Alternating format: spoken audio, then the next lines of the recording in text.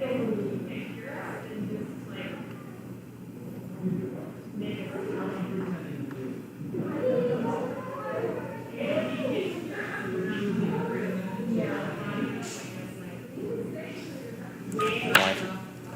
guys, we're live.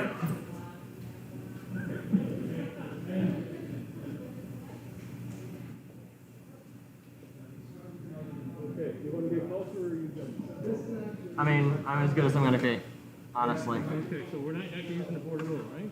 Nope. Not at all. So we're streaming. All right, I will monitor the live stream and I'll tell people to speak up if they're not loud enough.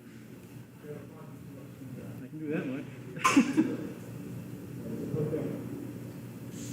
So Holly, can I ask you a question?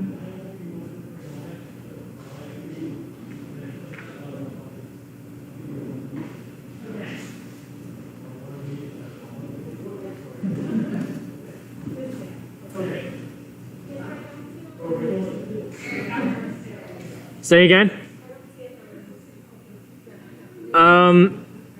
It's live. It'll be showing up soon.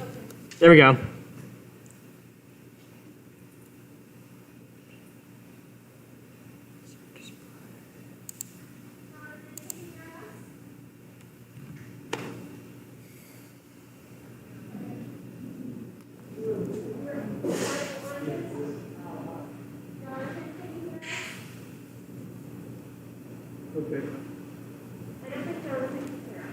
Okay.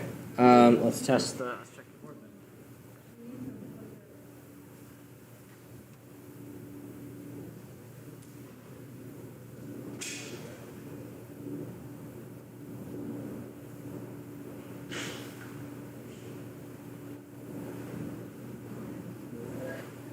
John, can you hear us? Can you hear us? Can you hear us?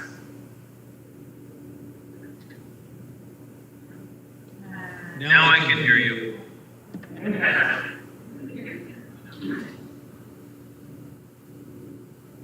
Do I have to speak up because of the distance? Should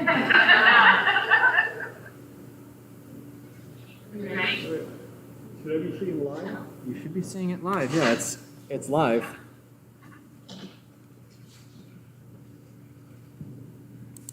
Refresh it a couple times. We have viewers. We have 5 viewers right now. Let me know when you're ready to start. Okay, I have this.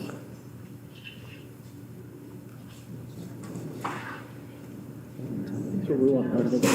Yep, that's it. So fast forward through it. What's it? Fast forward through it. You should be able to get to us live. There we are. You guys are good. We're going to reconvene our meeting to session.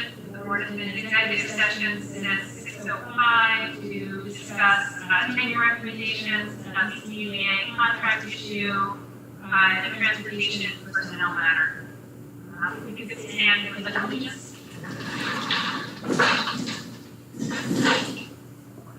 I pledge allegiance to the flag of the United States of America, to the republic for which it stands, one nation, under God, indivisible, with liberty and justice for all.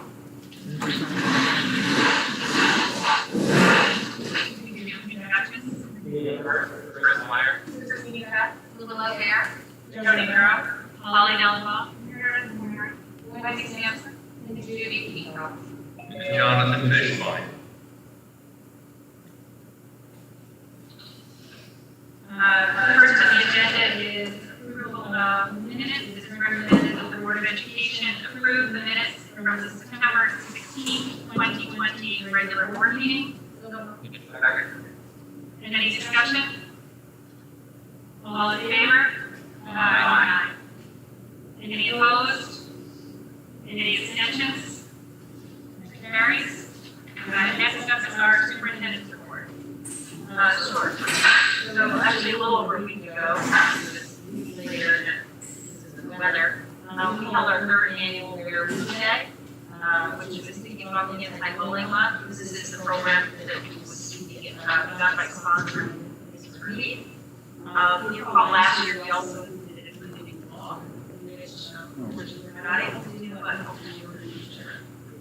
I'd also like to congratulate Sean Meeks, who for the second time in 2 years, he's advanced to the finals of the National Braille Challenge, and we wish him the best of the finals. No. This week we also began our fourth week of in-person learning, substitute teaching row. All things are going well in our buildings. We worked out many challenges. We still have some work to do on arrival and dismissal. I've had the opportunity to begin visiting classrooms, and I want to thank our students for cooperating pop up on with here. our reopening plans and want to commend our teachers for their creative ideas with their lessons, given the parameters they choose to work within. And also I'd like to thank our parents for their continued support as we reopen. And finally, I'd like to turn it over to Judy to talk about some transportation issues, just to make everyone aware of some concerns with driver shortages. So not unique to Bethlehem.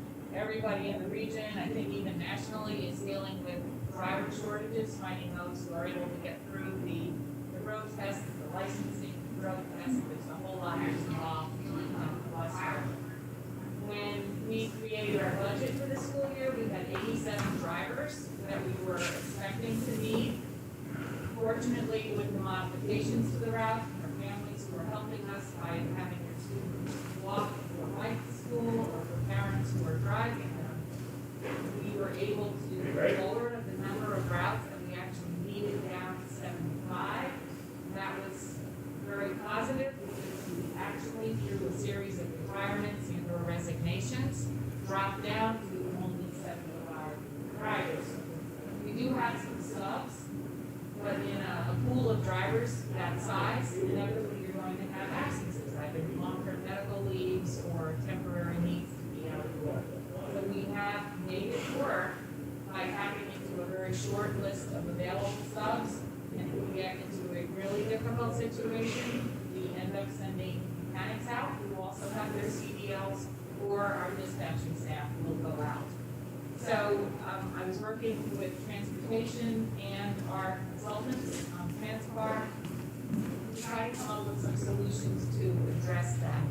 And what we have come up with is So we separate Jack? what I'm affectionately calling the slice and dice plan. So right now, we have a two-tier system where we have high school students who are picked up first, and then you have elementary students who are picked up on the second one. Or you have middle school students picked up first, and that is also coupled with an elementary route. So based on an analysis of that ridership, the numbers are really down on quite a few of those routes. So what we did was we identified routes that we could eliminate one piece of that combined leg to therefore free up that driver to help out on other runs where we had drivers who were out. So we've identified 5 of the first leg runs between the middle school and the high school, and 5 runs for the elementary runs. So that practical impact means that we will notify families that their routes are being modified for each of those 5 runs, so those students will be just combined with another existing run. We still will be well below the 30 children per bus that we are striving for under the COVID regulations. But that will essentially free up 5 drivers for each leg to help fill these absences or cover these absences. The other component to this plan is because we have 12 fewer drivers than we actually budgeted for, what we'd like to do is to start advertising that we have 5 positions that we would like to fill, guaranteed 4 hours per day, and for benefits in accordance with the contract. So we're hoping that that will make us more appealing. We have driver prospects call us now. Cindy Hurwitz reports the first question they ask is how many hours am I going to get, and are there benefits associated with it? So we're hoping that by making those positions, it will help us address the sub shortages, and it will also help us get drivers in our pipeline. Because when we come out from COVID, we're going to need closer to those 86, 87 routes that we've had in the past. So by by getting these drivers in now, we will be able to better meet those needs post-COVID. So that was the plan for addressing the shortages that we're experiencing now. That's everything I want. Can you remind me when the deadline is for parents that want to leave remote learning and go back to classroom? So Dave sent something out the other day. The deadline is October. October 30th, the reminder going out tomorrow week. Process. Were you starting to see some shuffling? Just curious. Well, I mean, overall, we're all doing about 30 classes in that, and it's spread across all the grade levels. So it's too early to determine what's going to look like. Does it make sense to wait until that deadline is passed to consolidate on how transportation goes? I don't think that we would be, by that deadline, I don't think we will be hiring drivers that first week anyhow. But we expect that we're gonna need those 5 substitutes. We are really tight right now with covering absences, and Yeah, I wasn't talking about those, I was talking about the slice and dice. I don't think that.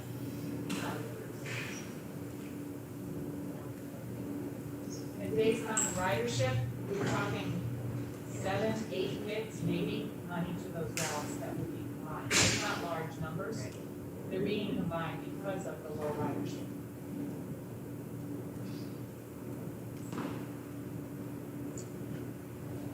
Next on the agenda, we're a board report.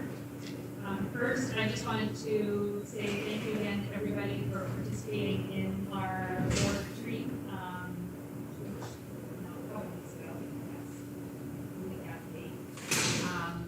I appreciated the discussion that we had about Dr. Dave's book, and I'm hopeful that it motivates everybody to keep going with addressing these issues in our district. I know we did have there was a meeting today at the reopening task force. And Will participated, and report out on that committee meeting. Sure, so we met today and sort of got an update about how reopening has gone now that we're a month in, which is strange to say out loud.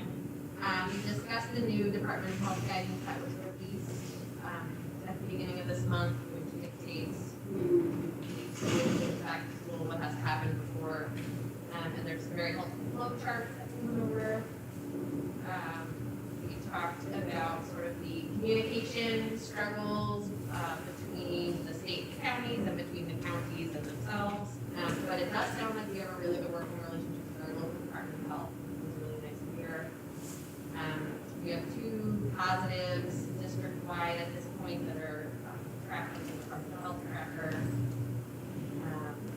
No real concerns yet about others being out of school in a large number. There's, around the positive, there's always a few people who are quarantined and out of school, but it didn't sound like we had a lot of people out in any building at this point.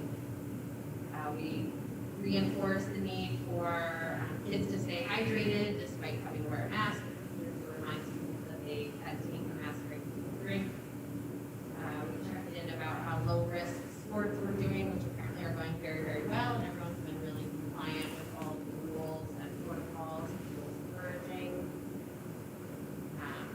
There's a discussion about if things stay on this track, what we might look to open next as the next priority to follow low-risk sports, so other extracurricular activities and clubs. We spent a lot of time talking about drop-off and pick-up issues, particularly at Eagle and Slingerland elementary schools, as both schools abut very high traffic areas, so there's some work continuing with that. And the only other thing, I had a question that I forgot to ask, so I don't know if it's okay if I ask. Sure. Now as part of the reopening, and that is the way that we have seen the governor's yellow, orange, and red zones, mostly downstate and some in western New York, and the requirements associated with those zones. I'm wondering if the committee or whoever is more appropriate can start thinking about how we might build that testing capacity protocols, assuming that some of the red, yellow, and orange start to move upstate at some point, which is likely inevitable at some point. So just to proactively sort of think about how we might address that. Yeah, I know that, Boone County, I think, was that are yellow and are waiting for some guidance on that, which would be helpful to see what they get. It sounds like from what I've read so far, that schools are relying on the local health department or some other agency to do the testing. The new guidance from the governor makes it sound like the schools actually have to do the testing, but from some further stuff I've been reading, it sounds like there should be more of a partnership with someone who's more qualified to do it. As in, when you look at the CDC guidance on testing, I don't think that we would have the space to do it, and also the staffing, because there's different components of each testing piece, and I think it's like 15 staff members that need training, and we need to have certain roles, so I don't see how that would be possible. I mean, certainly our nurses cannot manage that, they're already working, overtime at this point, so we did share it with our school physician, we will continue to have some follow-up discussions, and that would be something the reopening task force would be a part of. I'm hoping to see what comes out of current yellow zone there, which I think is just the one right now. The rest are red and orange. To see what their guidance is.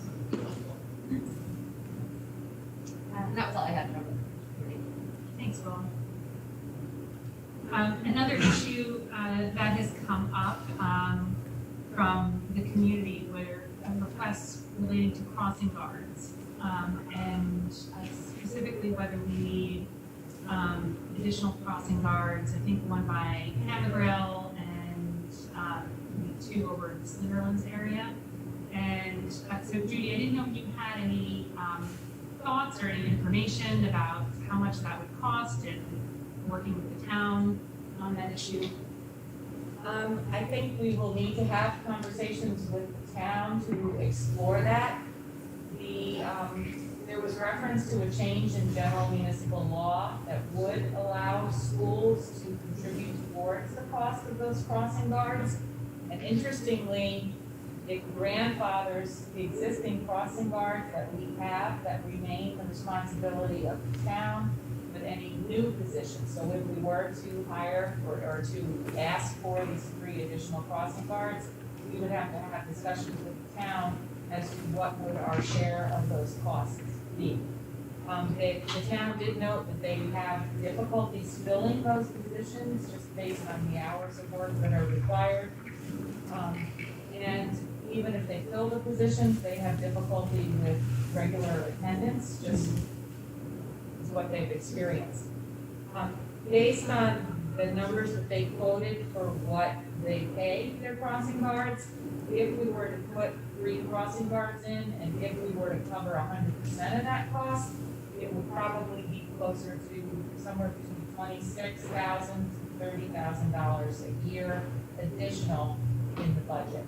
So not insignificant, but just so you have order of magnitude on what would be involved with that. And they would still be employees of the town? Yes, Is that how it they're works? considered traffic enforcement, so by law, they're required to be employed by the town. So the town would hire them and then simply assign them to designated locations. I think one of the other concerns that was in that email was that if they're absent, they have to have a police officer fill in. Is that correct, Yes. what I read? Yes, So obviously that, I think, is probably a concern that it takes away from some of what Control. the police are already doing.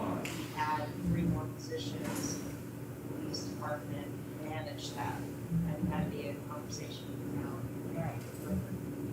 And those are considered special details under the current agreement that we have with the town for school resource officers and special details. So they bill us separately whenever there's an absence of a crossing guard that requires a police officer to help with that. So a lot of different pieces to this that we can certainly explore, but I think it'll take a little bit of time to. Sure. I do think it would be worth talking to the town about and just sort of figuring out what it would look like and Sure. if it is a safety issue. We want to be aware of that. Right. So we'll start those conversations and report back. I would say that I would like to try to have those conversations quickly, just because, first of all, this is the time when most of the kids are walking, when it's nice out. But then if we do get into a snow situation, I am concerned about snowbanks and having more people out there with eyes on kids. There's gonna be snowbanks. So I would like to try to get this going if we can before bad weather hits. I think the logistics of it, from a financial standpoint, are relatively easy to address. It really becomes more of a, can they find candidates who are willing to do that work? Did we have crossing guards previously in those areas, or this would be completely new? These are Yeah. What areas are they again? Ellesmere, No. oh, that they're looking for, 2 at Slingerlands and 1 at Hammondale. Yeah, where? Yeah, where, that's why I was wondering. Alvin and McGuffey, there's a crosswalk down at the Yeah. far end. It's of the right lot. before you go into the parking lot. Yeah. And it gets very crowded in that area with kids coming from the neighborhood and crossing the street and cars going Yeah. this Is direction. there's currently no crossing guards at Newtown? No, Correct. And there's probably more walkers there. Are there more walkers at Newtown? They have a lot, they've always had a lot of Yeah, that's what I was bikers and thinking. walkers, just because. Yeah, Right, but if we had combined all the normal walkers plus extra, plus these cars, that's where I'm really concerned. Because I think, the kids can cross the street fine, but it's actually directing the cars, interacting with the kids. It's concerning. Yeah. Where were the ones, did we not have any at Slayerlands previously? No, And that would be crossing Kentwood? Kenwood and Grove and Cherry and Orchard were noted on the report.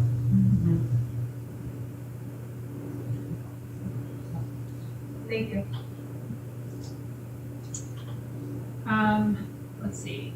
Another issue that has come up that I know everyone is aware of, and there are some comments that were submitted that I will read later, is the question about Megyn Kelly and Hall of Fame. I just wanted to let everybody know that there was the official document requesting her removal was submitted to the Hall of Fame committee. And they are going to review that request at their next meeting, which is on December 2nd. And at that time, after they will review it and they'll see if, take a look at whether it makes sense to keep her in the Hall of Fame or to recommend removal. And then at that point, they will make a recommendation to the superintendent and to the board. So that's sort of where that stands now. And I didn't know if anybody wanted to comment further on it at this time, or. I think one just clarification, I think a couple emails reference that this had been raised a couple of years ago in 2018. And one of them alluded to, or maybe two, said that the Hall of Fame committee didn't do anything, that nothing has happened since 2018. Which, so I'm not sure if people realize that the Hall of Fame committee did review it back in 2018 and determined not to remove her. So I just want to clarify that. I'm not sure if people are, have accurate information on that. And my understanding is that they took a look at the information then and reviewed it, decided not to remove her, but indicated, my memory serves, that they would continue if further things came up. Right. And they didn't really have a formal process in place because they had never come up before, so that's what they developed more and then, So probably relatedly, asked last time, sorry, is that John? Yeah. Just one second. About the anti-racist mission statement that the policy committee, I think, was working on for the district. And I wonder when we think we'll be ready to approve that, or review it for inclusion. I think that is a significant document to have in place for that committee's consideration. Since, I'm looking at the criteria again, and having someone who matches the overall mission of the district is one of the 3 criteria. So I think that would be an important. We have a policy committee meeting coming up on October 26th. 26th, I think that's right. And I've been drafting something, and I was going to bring it to the policy committee to discuss at that point, to make sure that we're sort of have a conversation at that point about it. And I've had a couple phone conversations with Harriet in the meantime to get her thoughts on that. But I'm hoping that at the meeting following that policy committee meeting, then we can convey where the policy committee kind of came out on that and just go from there. Ollie, I'd like to comment on that if I may. Please do. I strongly agree with Willow that particular policy should be in place. Whether we can get it through a first reading before the committee reviews Megyn Kelly or not, I don't know. But I did take the time to listen to the Mark Cuban interview, and I was absolutely floored by I know she's made other comments, but in that particular interview, she stated, and I'll quote here, "Black Lives Matter is a group founded by Marxists who want to dismember the nuclear family and defund the police." Cuban responded, "That's incorrect," and Kelly said, "No, it's 100% correct." She went on to say that to pretend that Black Lives Matter is not all about defunding the police is to be dishonest. I don't see how someone who holds those views and espouses those to a national audience is in any way someone that we want to uphold. And I think the committee needs to not only listen to that particular interview, but others as well. Because unless you hear it, unless you hear the vitriol with which she presents a lot of, materially false information, I think it's very difficult to make a well-informed decision. So I would encourage the committee to take the time to look at her, basically, not the entire warehouse, but certain interviews that she's done, which have been brought to the board's attention in various emails, where she is someone I'm personally, I really am offended that she is on that wall, but I'm not on the committee. I know there were, I think, more than one of the official requests went to the committee, the form they have created. Is there a way that we can make sure that public comment that is coming to the board on this issue is correct for their review? Yeah, I think that comments that came in wasn't committing to, it was happy and that's as well, but I can double check that. Okay.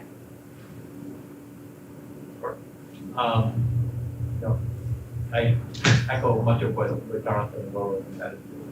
I got a bunch of emails, a bunch of things to look at, a bunch of the interview that Jonathan spoke of, some things on Twitter. So from the emails that we got from people in the community, the one that stuck with me was it was a mom trying to explain to her daughter, which person of color, and saying that how could that her picture be up there? How do I have to walk through the hall each day, seeing that? And I didn't see it, I got to think about it a lot. And I didn't think it was a Democratic issue or a Republican because it was just a basic human issue. There's a person who's on the Hall of Fame really questions what I believe as a human being and who I am as a human being. It wasn't a political thing, it was more of a basic humanity. And that struck me. It was a very powerful argument to make, how he was. And so I get it. Going forward, the part that I worry about is this, is that if and when they review this, and if they remove her, what does that mean going forward for the Hall of Fame? Do we just put a bullseye on everyone else up there? We are in such a hyper partisan world where Democrats and Republicans, even in Belmont, are, at each other's throats. And what did we create? And did we create a scenario where people are on that wall and now people are going through their yearbooks from 30 years ago now trying to find photos so they can, get even? And it's tough because, I fully understand why people want to photo down. So I'm trying to rationalize this and put this together into a reasonable answer. The only thing I can think of is that you look at the Hall of Fame in general. Like, is this a thing you still need? It's a nice thing, I guess, but it is going to cause people in our community harm and frustration and questioning it. And we're spending time here at an open board meeting in the middle of a global pandemic discussing it. I feel like the Hall of Fame is a secondary thing. If it's that frustrating to people, let's just review the whole thing and maybe move on. I also don't, my priority more is the students, so I want to look at the students. But I also want to look at the people in the Hall of Fame, like secondary category, look at them and make sure ways to set them up to have their lives, going through what the might be called, make sure that their names aren't run through the mud just that we open this box and set the standard for Megan. And then if somebody finds something that matches that standard, then we have to review that first. We have to review the next one. She ran her own name through the mud, though. It is different. Right? I get that. In no way, I don't even understand anything that. The email that Lynn wrote about talking to her daughter, there's no response. It's like, you're right. You are right. I get it. It's just, right now, it is so partisan out there. It is just so nasty. Does this come off like, okay, they went after a Republican, so now we can go after them? And so they're looking at that board like, does this become not a pleasurable thing, but a game of power, like a chess match where people are trying to, get back at that? I would just want to avoid that. And so I would strongly consider whether we still need this. Somebody was talking to me and saying, like, if you're going to name something after someone, you better name it after Mother Teresa today, because, it's just so difficult that everyone has, something in their closet, that it's going to come out and you're going to be like, oh, we should have seen that. So it's just a really tough issue.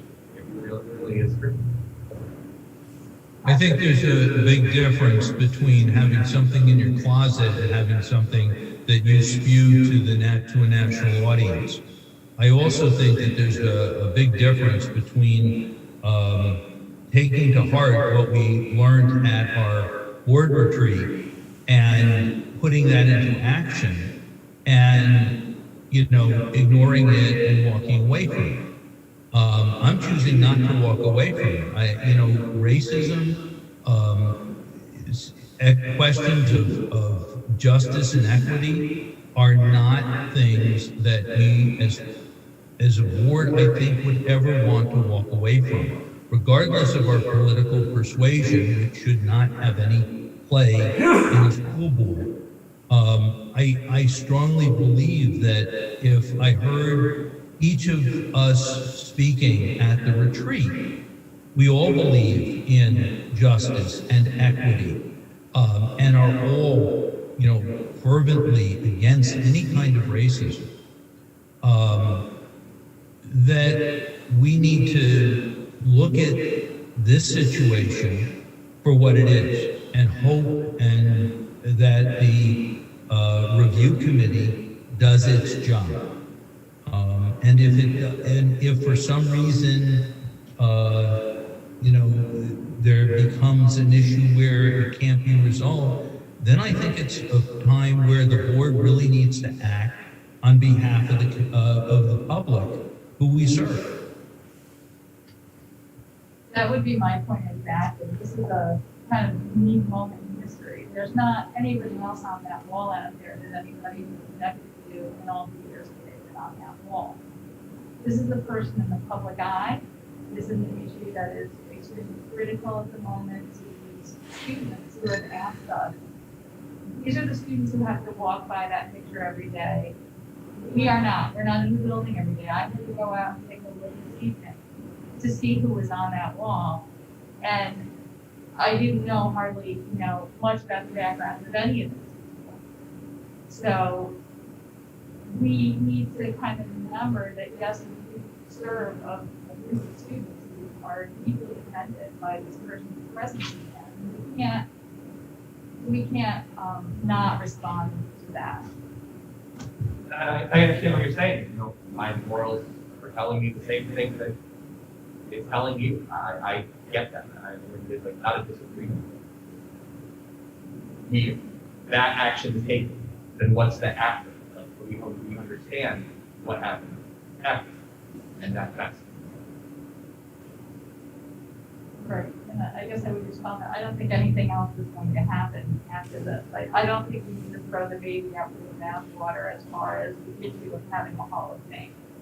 Because this, like I said, this is a unique situation. This is the first time this has ever happened. I don't think it's the doors or, let's remove Gerald Sullivan or let's remove so-and-so. I don't think that's going to happen.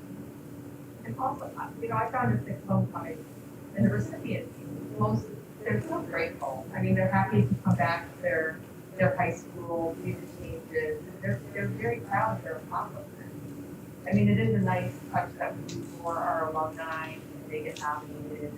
They 99% of the people on the wall are deserving to be on the wall. And, I agree with like see how it goes and what the things happen and what our policy is, making sure whoever's on there meets the mission of the school and what the kids are striving for. And obviously there are going to be some kids, I'm sure there are some students that maybe don't agree with that because, they have different views and whatnot. But, it has to align with the mission of the school. It does.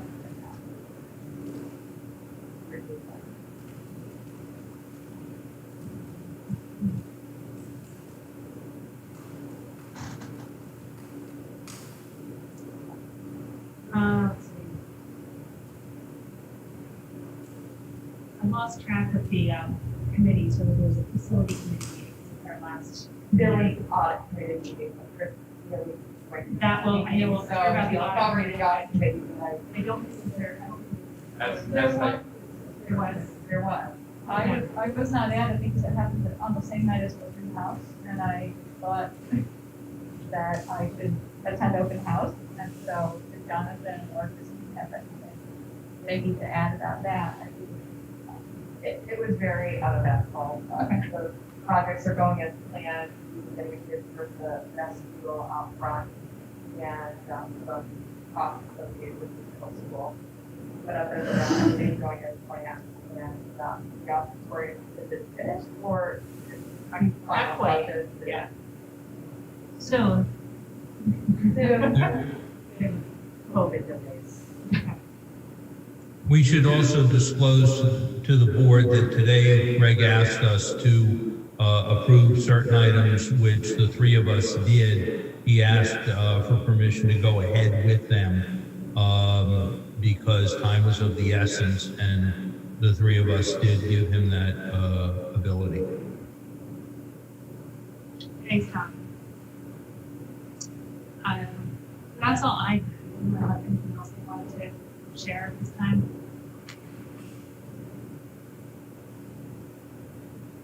Virtual open house. Virtual open house? I have to say, I enjoyed it. You enjoyed the open house? Yeah. getting shorter from what I heard. I heard a lot of positive. Yeah. It was certainly, not as frantic as rushing around for a few minutes trying to figure out where you're supposed to be. We had a little break between everything and then you could zoom in and, hopefully you could get room and there was only, a few other parents on the screen at the same time, so it wasn't, overwhelming. Sometimes the open house can be overwhelming, with the response of, everybody has a lot of people who will even attend on those lines. Having also been a teacher doing open houses, I just thought it was a neat way to, conduct an event without stressing hundreds and hundreds of parents and hundreds of people, which had to take part. It was very successful. What struck me was you could tell how well teachers have already acclimated to presenting and entertaining virtually, and sort of their mastery of using the chat function and the, was impressive. Jody, was there together any of the school buildings or grounds or forms or empty tents survived? They all survived. Wow. Who knows? We were just talking about that today, because there's, one right outside the office in the corridor, and I was looking outside, up a little bit, and Greg thought for sure they would have blown, but they all stayed here and are still standing, so. Are they being used in high school and middle school? In elementary, so yeah, hopefully the weather stays nice, so we can have as long as possible.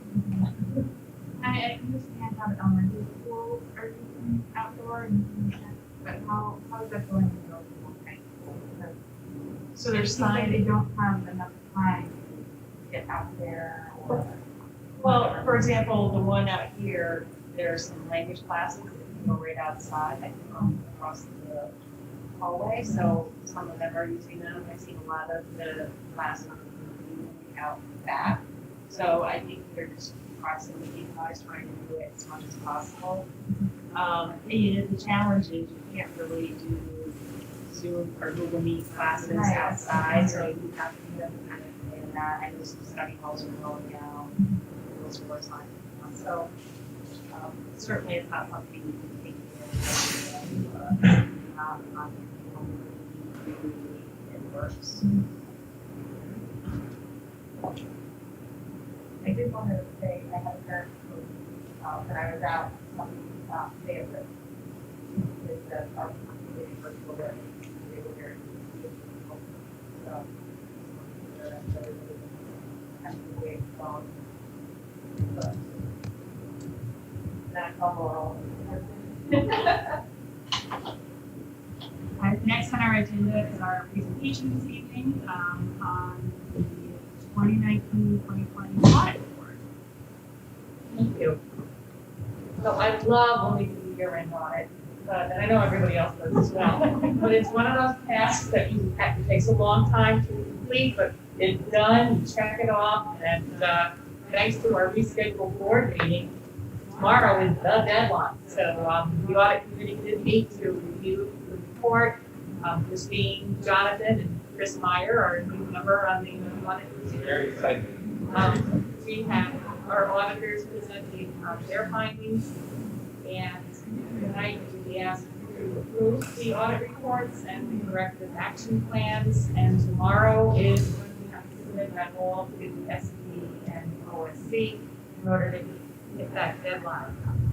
We do have Chris Healy from Marvin and Company, who is joining us remotely. I think this is our first ever remote board presentation. This is, believe it or not, the 5th year that we have used Marvin and Company. So what that means is we're required every 5 years to go through an RFP process. So that will be happening in spring as we gear up for the next 2020-21 fiscal year. This is really all about accountability. So we want to show the community what the resources are that we have taken in and how we have applied them. And I don't know if you caught it, about, a week ago or so, the state controller's office released their review as well on the fiscal health of schools. And I just wanted to give it a quick mention tonight because once again, the district received what's called a no designation of fiscal stress rating. It's a 100-point scale. The lower your score, the better it is. You don't have stressors to your overall finances. And our score was 3.3 out of 100. So once again, based on all of the financial indicators that we look at, we are going into this fiscal year in good shape. So at this point, I'm going to pause and turn it over to Chris so that he can give you an overview of the audit. And then when Chris is done, I'm going to give you a quick wrap up on the numbers and what they all mean. And then we're done. Chris? Thanks, Judy, and thanks for your time, everyone. I know this is everybody's favorite presentation of the year, so I will try not to bore you too much. I'm just going to stick to the reports and let Judy go through the highlights of the financial statements themselves. So as part of our audit, we issue a number of different reports. The first report is called the AUC 260 letter, and this is the required communication with those charged with governance.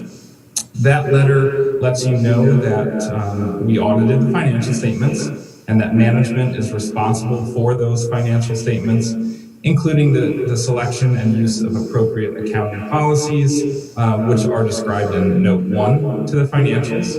And during the 2019-2020 year, there were no new accounting policies, and the application of existing policies was not changed.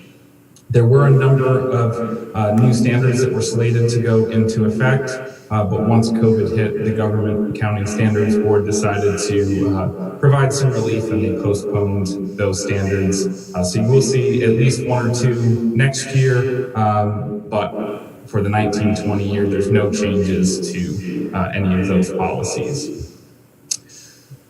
The letter also lets you know that all financial statements have estimates, and the most sensitive estimates affecting your financial statements are the depreciable lives of property and equipment, compensated absences, your other post-employment benefit liability, which is your retiree health insurance, and then the net pension asset or liability, which is your share of the pension asset or liability of the ERS and TRS system. We encountered no difficulties with management while performing the audit. We are required to accumulate all known and likely misstatements that we identified during the audit, other than those that are clearly trivial, and communicate those to management and those charged with governance. And we're happy to report there are no such misstatements for this audit year. We had no disagreements with management. Management will provide us with a representation letter, essentially saying that they were truthful, accurate, and honest, gave us access to all the information that we requested. To our knowledge, there was no consultations with other independent accountants. And other audit findings or issues, we really don't have anything to report in this section. And then the final section is the required supplementary information and supplemental schedules. And those paragraphs just let you know that there are some additional schedules in the financial statements that we do limited procedures over, and we feel that those schedules are fairly stated in relation to the financial statements as a whole. The next report that we'll issue is actually the audit report on your district financial statements. That report again reiterates management's responsibility for the financial statements, the preparation and fair presentation of those statements, including the internal controls. Our responsibility is to express an opinion on the financial statements based on our audit, which is conducted in accordance with generally accepted auditing standards and government auditing standards.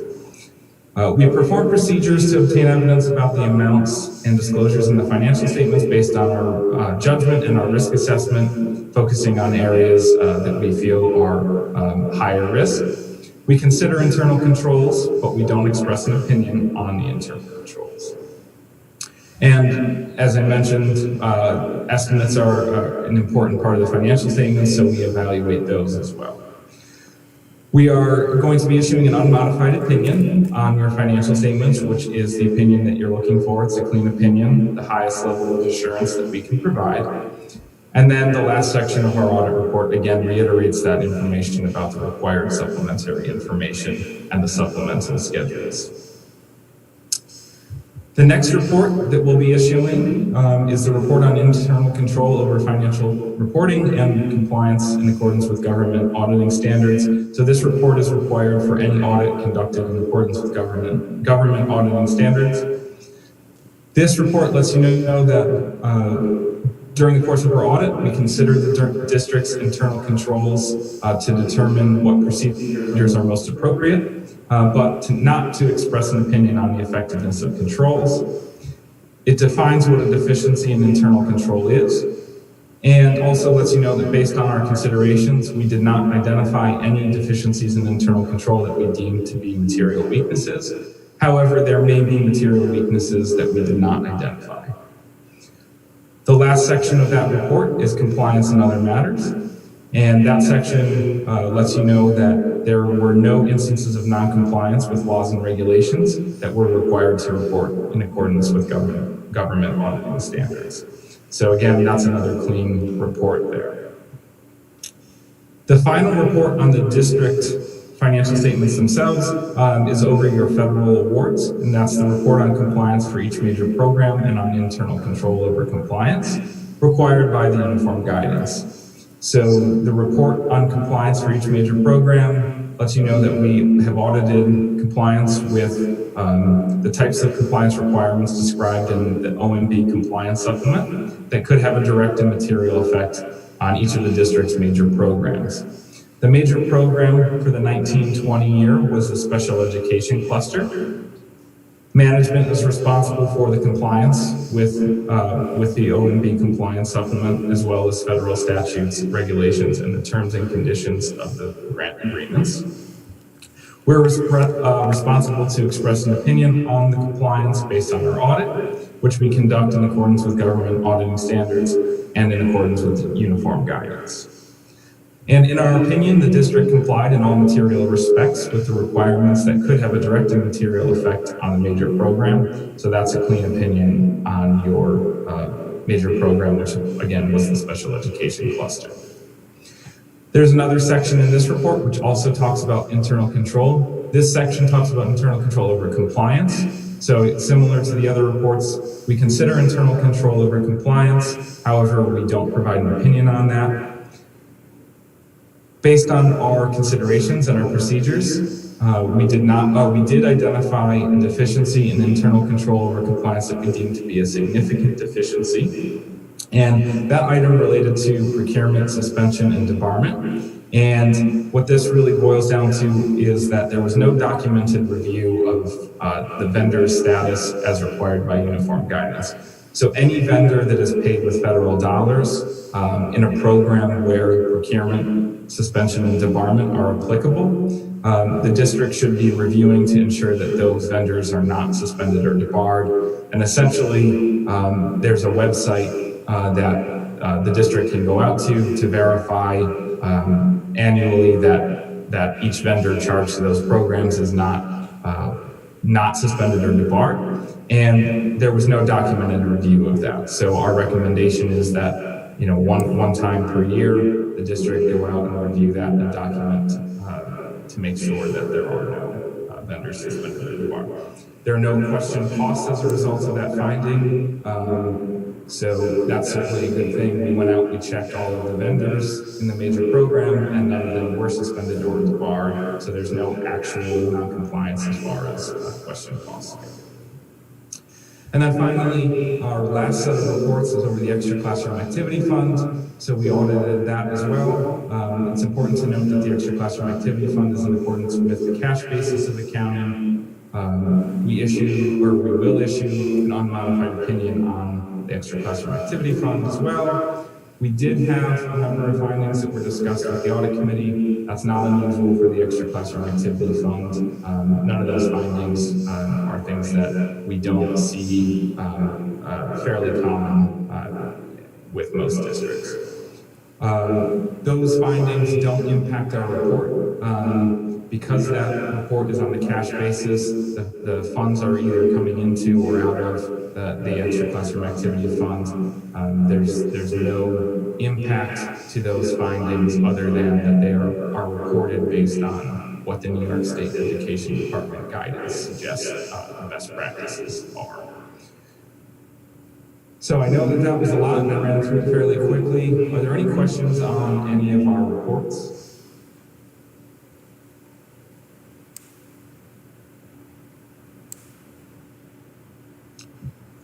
Okay. Well, that's really all I have on my end, so I will turn it back over to Judy. Thank you, Chris. It really was an unusual audit in that we did a lot of it remotely. This year, we were uploading a lot of documents to their portal.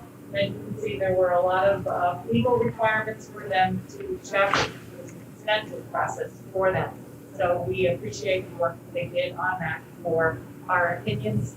As part of the reports, we also prepared corrective action plans, so we've addressed the finding relative to checking the suspension environment. We're actually going to include that language in our contracts so that we have a notification clause. Vendors tell us if they have to become suspended or debarred at any point. And we also will be checking that as part of the annual pre-approval of using those vendors. So a compliance element that we will have to take care of going forward with that. And when they come back and do the audit next year, that's one of the things they will check to verify that in fact it's been done in accordance with the program rules. So if you go to the next slide, I want to just quickly run through some of these numbers. The theme, of course, is an unusual year. I've never seen a year in which we spent almost $1 million less than the prior year. And that is purely driven by the fact that we were in shutdown with in-person instruction from the middle of March through the end of the year. So there were quite a number of things that didn't happen while we were in that shutdown.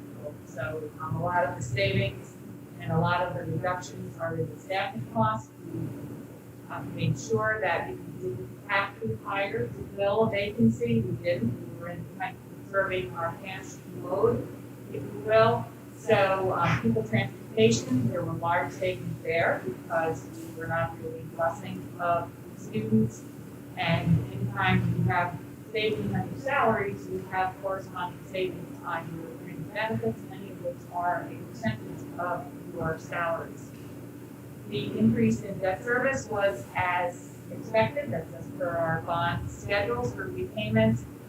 And our operating transfers increased, and that was mainly a reflection of the need to help the food service program because I have some slides to show you on those operations, but we were providing meals and we would have had a sizable loss in that program were it not a transfer in from the general fund. So to come in almost $5 million below the adopted budget and $1 million less than last year's operations, as we had talked about in our budget development, we wanted to set those monies aside so that we would have them help us weather the reductions in state aid that we are expecting to be dealing with this year, along with the increases in our costs because of COVID-related expenditures and personal protective equipment and things like that. Go to the next slide. On the fringe benefits, again, pretty unusual to have a reduction in these costs. A large piece of that was also driven by the reduction in our rates in the teachers' retirement system. So that was down almost 1.75%. So that, coupled with the reduced salaries, generated the largest piece of savings there. Our health insurance was flattened to only a 1.1% increase. And part of that was the switching from our regular health insurance plans to negotiated model plans, and that also helped save costs. We were in the low single digits, and then the actual change dropped to about 1%, based on the change in the underlying plan. So overall, down about 2%. Go to the next slide on our revenues. We were almost $900,000 ahead of last year's numbers. We were very close to our budgeted revenues, just under $300,000 over what we had budgeted. Our school taxes was the largest increase. Our levy had increased 2.03%, which resulted in $1.3 million in additional tax revenue. So you're probably saying, why do you have a $2 million increase in your school tax line if your levy only went up 1.3? The reason, if you recall, we had talked about this last year as well, relates to the state's conversion of the STAR program. STAR benefit is typically combined within our tax levy. A piece of the levy is funded by homeowners who have STAR benefits on their tax bills. The state is converting that so that people don't have it on their tax bills. If they are newly purchasing a home, they have to go directly to the state for that. So essentially, they cut the school out of the middle of that process, and the money is distributed to the state and the homeowner. So you see the reduction in the STAR and the pilots. We actually had close to a $700,000 reduction in our STAR aid, and that is what is causing that additional increase in school taxes. It's just a reclassification between programs. The other revenues were pretty close to on target with the budget, and did have a reduction in our state aid. You recall one of the earlier meetings, I had flagged there was a $150,000 reduction in our June aid payments, and we were required to adjust that revenue estimate. So you can see we're a little bit lower, and because of that, the whole of state aid. So our fund balance, we did end up with about a $5.1 million increase in our fund balance, and it was applied to each of the components that we had approved when we did our tax rate setting and reserve resolution back at our August meeting. The one thing that I really wanted to highlight that I was ecstatic when I saw it was the New York State Association of School Boards, jointly with the New York State Association of School Business Officials, had released a report looking at the impact of the COVID pandemic on students and services to students. And they made some recommendations there for what could be done differently to help schools cope with these shortfalls in resources and additional costs. It was the strongest advocacy that I have ever seen from those groups in support of increasing the 4% limitation on the unrestricted, unreserved component of our fund balance. We are at, thank you, Brittany, for strategically moving that. The $3.8 million is at 3.68%, just under the 4%, the second line from the bottom there. If we could go higher, and all other local governments are able to go higher above that 4%, that becomes a tool that we could use to help deal with unexpected things. No matter what it is, it wouldn't be restricted based on the different subcategories of those reserves. So their recommendation, we hope, will catch the attention of our elected officials at the state, and that perhaps maybe this could be the year that we finally get some relief and see that change. I know Ms. Fahey and Mr. Breslin are probably sick of hearing me talk about that, and I think Jody talks about it with superintendents and Brunistic as well. But that would be a no-cost way for the state to make a large difference in the finances of school districts throughout New York. Your recommendation, Lieutenant? Let the board decide what is reasonable. They didn't put a number on there. All other local governments, boards are able to determine what a reasonable fund balance level is. So it's based on the facts and circumstances of the district's financial position. So, you know, as a percentage of our total budget, that's 50. So I would love to see that. So, lastly, on our school lunch fund. So you can see that these revenues had dropped significantly. If you back out the $300,000 transfer from the general fund to help offset the losses in that fund, it would have been around $1 million or about $500,000 below budget. And that reflects that we just did not have sales for that March through June period.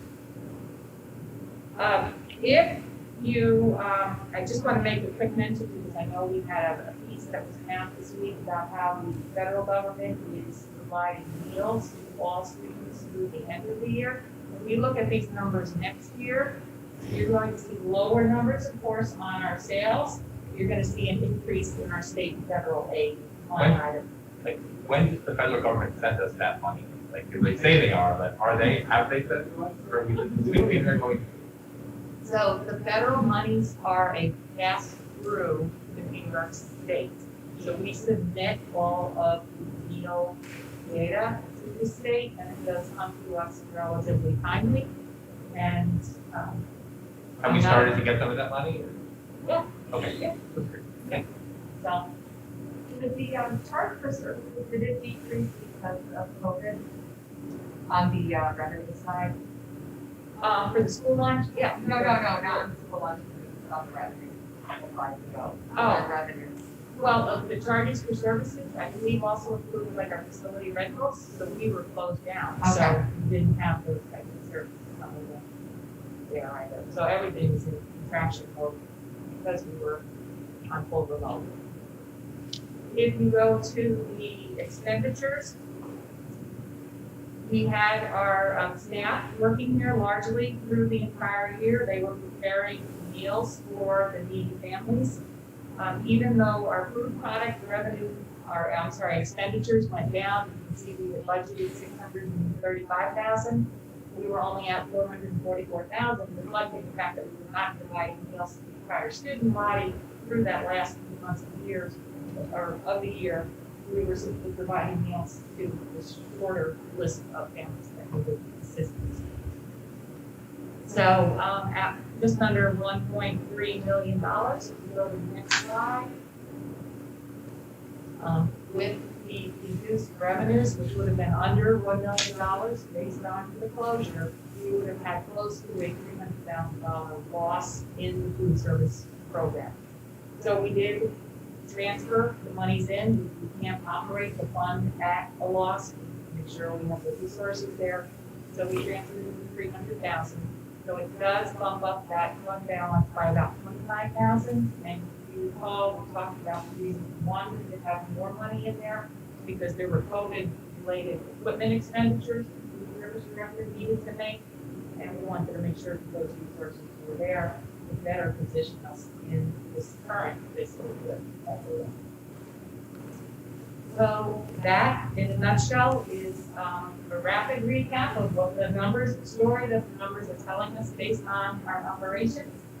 And as always, I have to thank my staff because they've been working from about May right on through now in October. And the reason that we have these clean audit reports is because of the work that they've done over these many months. Not only is it the 75-page financial statement, but it's about the 120-page SB3 report that goes into the state. So it's a lot of work, and they did a really wonderful job putting it all together. Judy, where, it might have been slide 6. I'm wondering where things like PPE and partitions and cleaning products go up, or maybe they really don't on this report and we'll see them on the screen. Well, they're in there. A lot of those costs would be under the lines for general support. We were putting those costs into the operations and maintenance budget. Because those are typically, normally they're buying things like paper towels and other paper products. We added in the gloves and masks and those line items. So that was included in there. And that was just the start of it. Of course, there are more that we'll see in this year's numbers. Are we keeping track of all those expenses separately in case there's ever Absolutely. some sort of funding source for COVID expenses? Well, and there is a potential funding source. Remember, FEMA declared this a disaster. So we worked with FEMA initially. We have our application set to be filed with them. So we had set up separate account codes to track all of those COVID-related expenditures so that we can submit them. And we're also tracking additional staffing costs that we have in place this year to help with kids who are spread out in more locations and need additional supervision. So yeah, that's all being tracked. We'll submit it. We don't know exactly what FEMA will cover, but we'll get the most reimbursement that we're able to get once that is submitted. Additional Chromebooks in that category. There really weren't a lot of additional Chromebooks that were purchased. I mean, we had a separate code, so any of the tech equipment that was purchased is earmarked, so whatever we spent it on will be submitted. More questions about this year, but do we have any additional information from the state at this point about aid, additional reductions? They were supposed to release a report by September 30th, and we haven't seen that yet. So, and I haven't really heard anything further. And there was great cry about 20%, and you know, how can we be incurring this cost of running the program and not having this money that is due to us coming in? So 20% reduction that started over the summer are on pause for the moment, but we don't know if they're going to be resuming again. And a lot of it is dependent on whether there's federal money coming in and also how bad the state's fighting this would be. Don't know yet. I will let you know as soon as we have that. Jonathan noted that he didn't hear the question. I think the question became apparent, and the answer to the question was any word regarding state.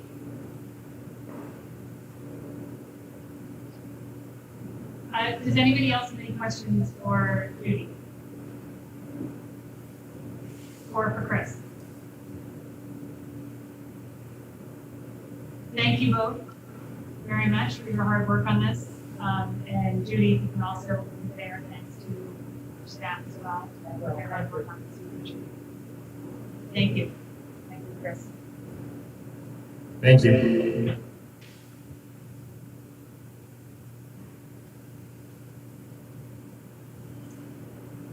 Next up on our agenda is our recognition of public comment.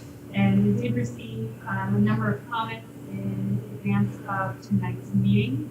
All of the comments that we received, we will attach to the minutes of the meeting. I will go through most of them. There are a couple that are more lengthy that I'm going to summarize, but they all will be attached for people to review. And a few of them I think we might be able to have an answer or some comment. Ask for your thoughts on it. First, we received a comment from Wanda Thompson, who writes, question about children having to have the camera on. I believe that at one of your past meetings it was said that schools cannot mandate cameras to be on. However, this is not the case. The middle school announced that cameras are to be on at all times. I am fine with this if the children have the ability to blur their backgrounds, but can you clarify your stance on this matter and look into security issues pertaining to this?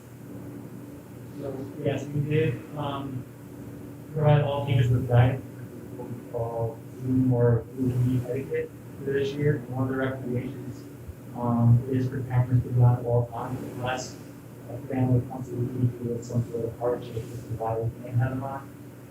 Both Google Meet and Zoom do allow Google Meet allows for background blurring. Zoom, if you're not on a Chromebook, the kids are also connecting to the background. Most people that transition to Google Meet now.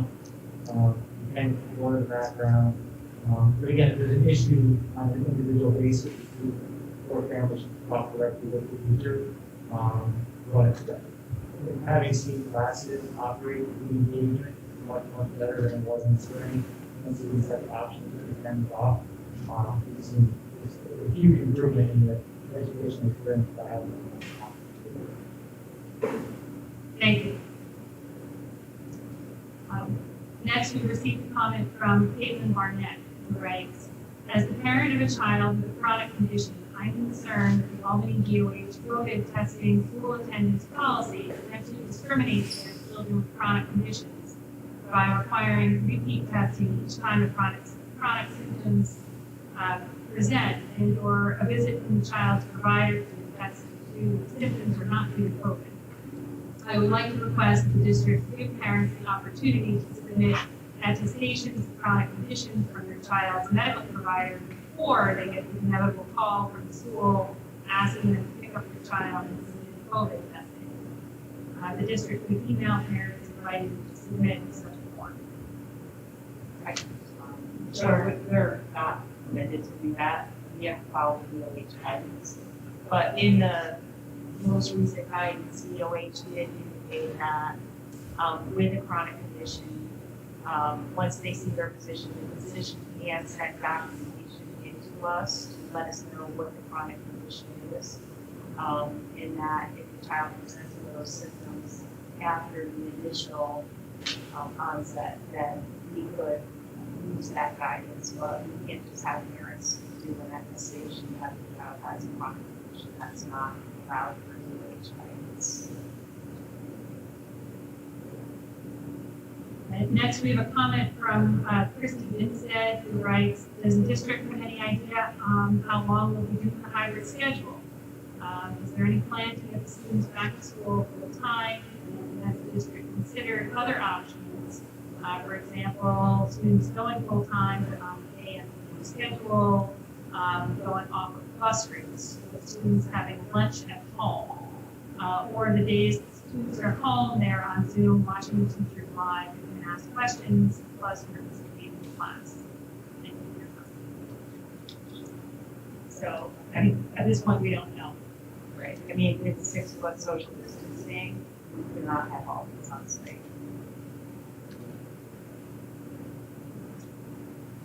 We also have a comment from Robert Hussar, who writes, following up on the recent memo from Mr. Hurst, given the heightened sensitivity to simple sneezing, coughs, etc., it will likely require a significant increase in the number of sick days. Why can't K-6 or perhaps grade 3 to 6 observe the classroom so as to avoid falling behind while awaiting doctor visits or COVID test results? I can certainly appreciate the teachers must focus their attention on in-person students, but given technological advances, it is a missed opportunity not to provide Zoom-like viewing opportunity where remote students are muted, or alternatively, subsequently distributing a video of this classroom experience. So, I mean, we do allow grade 6 through 12 to live stream classes. Only grade 5 where we don't have the capability. As you can see here, the high school and middle school are outfitted with a large panel. Plus, the teacher has another device which enables them to pull this off. And they do this every day, so it's something that they're accustomed to. Whereas to try to pull this off, where once in a while you have to try to set this off when you're getting up and running or at home, it's just not feasible. Plus, the younger students, you really have to dedicate all of your time and attention to the students in front of you. Trying to also manage the home simultaneously is a huge challenge. So we work with the teachers on being able to provide support for those who work on at home if they are out in an extended period of time. It's really no different than the approach we would take with COVID. Students that were out for illnesses will receive work sent home, and then as they return to school, we'll be able to sort of catch them on a differentiated instruction. But we don't have any plan of live streaming for the class. And even just, I was in the virtual learning academy today, and those teachers are just devoted to the kids online, and they're struggling at times just trying to keep those students engaged. So trying to do that and be in charge of 18 kids in front of you does not work. I read the suggestion though to me that someone at home could at least listen and watch, not necessarily engage the way the first few days of elementary school were, where we had half the kids at home and half the it's live and teachers navigate with it. And it wasn't perfect, but it was really impressive. It would still require, that would still require you to have a separate device they don't have. They don't have staff from the so they say, we'll just take the phone up and do that, and they don't have that now to use fast, like they don't normally use. What did they use for the first 3 days? But all the kids were. No, that was not an ideal set. I mean, it was only for small portions of the day, it wasn't the entire day. To be honest, it's not a great model for elementary level, that some kids on, some kids off. So, you feel it's more appropriate to send it to a home, to work on it, and then try to navigate setting stuff. I don't think any of this is ideal, so I think as the season kicks in and starts, and there's likely to be a huge uptick in people out of school, now have to stay out for 10, 14 days at a time. I just would ask that we maybe revisit it as we progress.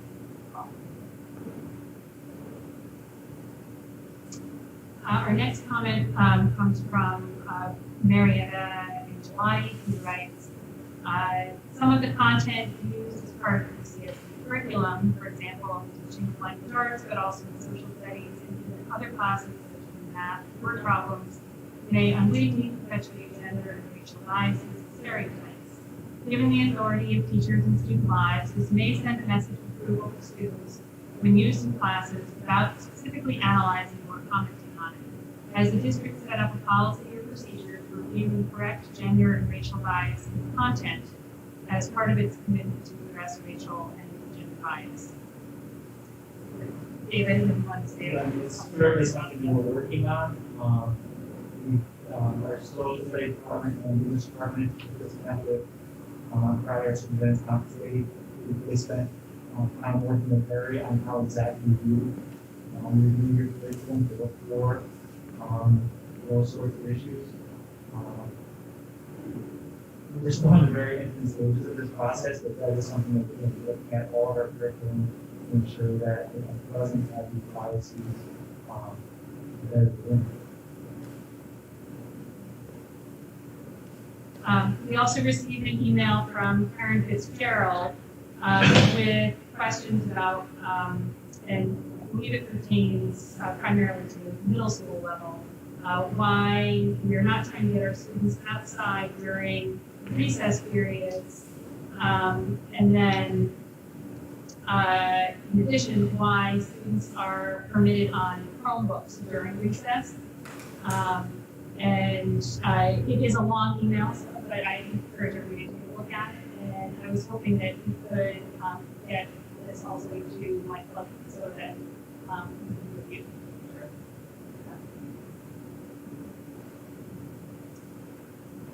And then lastly, we had several comments in respect to the Megyn Kelly issue. We had a and I will read all of them. Again, they'll be attached to the minutes. But Judy Abbott writes, I am requesting for the completion and submission of the Alumni Hall of Fame removal form that our district resolved to remove Megyn Kelly from our high school's Hall of Fame. I would like to see our board discuss this matter at the October 7th meeting. This request was first initiated in 2018 by community members and students, and Ms. Kelly said that it was okay where blackface belongs to her character in her hometown and she grew up. No, blackface was never okay ever.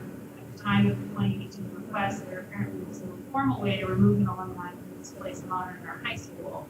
Our articulate members of Students for Peace and Survival were brave enough to publicly address Ms. Kelly's employer and CDC with an open letter asking the network to do more to fight institutional racism. Your students in 2018 asked Ms. Kelly to show more understanding, love, sensitivity, and honor for the journalism.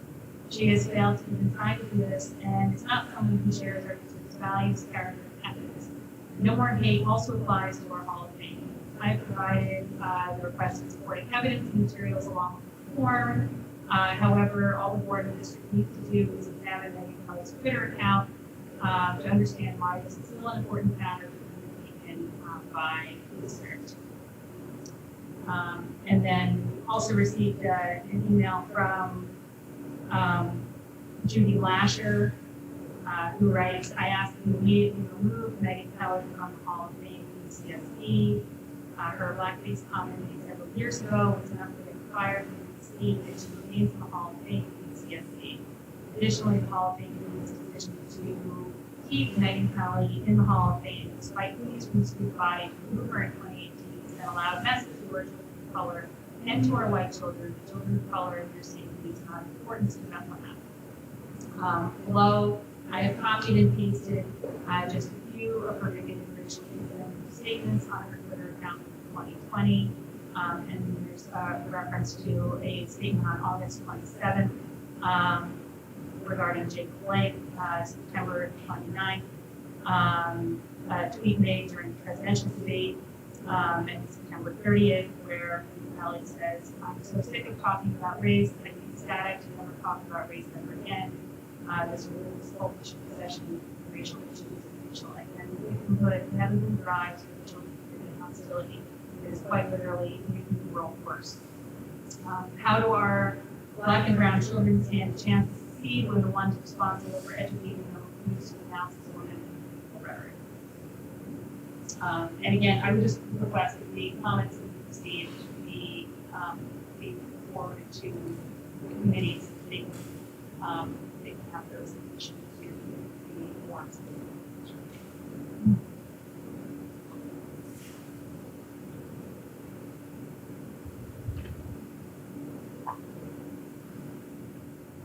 Next on the agenda, item 6, action items. A, finance action items.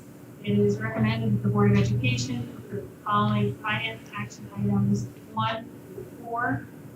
So moved. Second. Any discussion? Acknowledge the donation made by the Albany County Soil and Water Conservation. All in favor? Aye. Any opposed? Any abstentions? That carries. B, professional personnel action items. It is recommended that the Board of Education approve the following professional personnel action items 1 through 14. So moved. Second. Any discussion? I just had a question.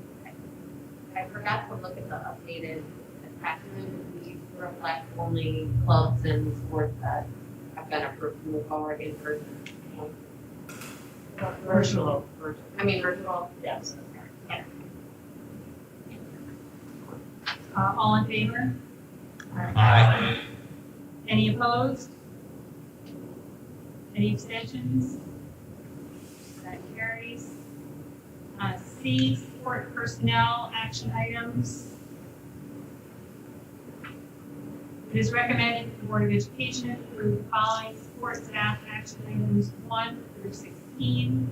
So moved. Any discussion? All in favor? Aye. Any opposed? Any abstentions? That carries.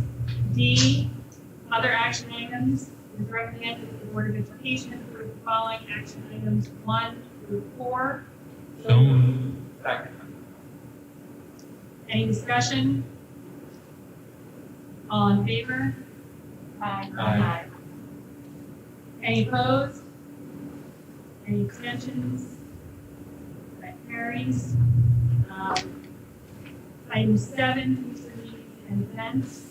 Our next meeting is next week, October 21st, at 7 p.m. Anticipating executive session at 6.